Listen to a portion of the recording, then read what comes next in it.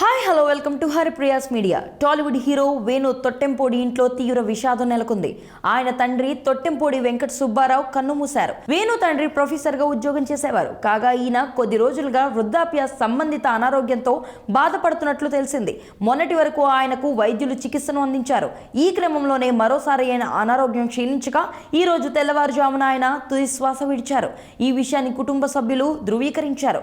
ఈ మేరకు ఓ ప్రకటనను కూడా విడుదల చేశారు. సోమవారం తెల్లవారుజామున ఆయన మరణించారు అంటూ తెలిపారు. దీంతో వేణు ఇంట్లో విషాద ఛాయలు అలముకున్నాయి. సుబ్బారావు మృతి పట్ల పలువురు సినీ ప్రముఖులు దిగ్భ్రాంతి వ్యక్తం చేశారు. ఇక హీరో వేణు విషయానికి వస్తే ఒకప్పుడు స్వయంవరం, చిరునవ్వుతో సినిమాలతో మన అందరినీ ఆకట్టుకున్న హీరో తొట్టెంపోడి వేణు. శ్రియతో చేసిన సదా మీ సేవలో సినిమా తర్వాత సినిమాల్లో హీరోగా చేయడం తగ్గిస్తూ వచ్చారు.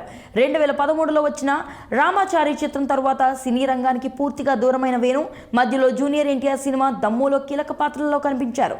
మరలా ఎక్కువ గ్యాప్ తీసుకొని ఈ మధ్య రవితేజ హీరోగా నటించిన రామారావు ఆన్ డ్యూటీ అనే సినిమాలో రీ ఎంట్రీ ఇచ్చారు. అలాగే గత ఏడాది అతిథి అనే వెబ్ సిరీస్లోనూ నటించారు.